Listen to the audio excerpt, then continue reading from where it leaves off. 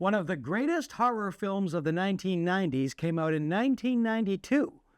The trouble was people weren't expecting a horror movie when they went to see it. It was the prequel to a popular TV series that, although it had its scary moments, was also funny, quirky, weird, and quite beloved. By the time this cinematic spin-off premiered, it had been off the air for just over a year. But people expecting a big screen version of Twin Peaks were in for quite a surprise. The film they got was Twin Peaks: Fire Walk With Me. I'm Dana Gould, and this is Trailers from Hell.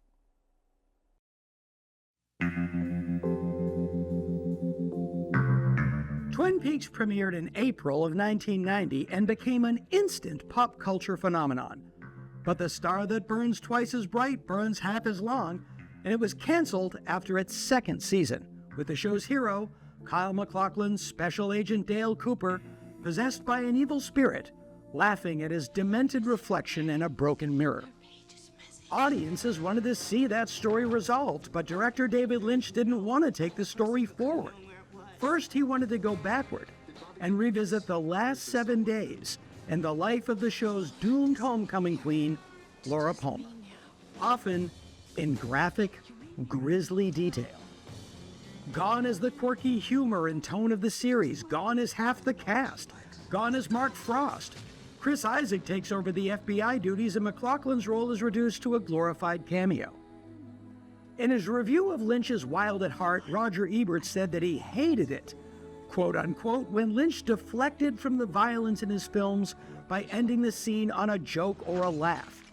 There is no deflection in Fire Walk With Me, not in the physical violence nor in the spiritual and psychological violence visited upon Laura Palmer, portrayed by actress Cheryl Lee in a brave and underrated performance.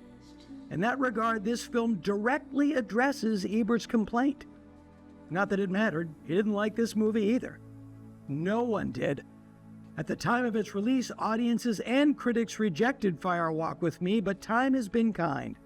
Removed from the shadow of the TV series, we can now appreciate it for what it is, instead of criticizing it for what it is not. It is an in-depth portrait of a damaged, abused young woman who was a victim long before her murder. Twin Peaks: Fire Walk With Me, because sometimes cherry pie and coffee ain't gonna cut it.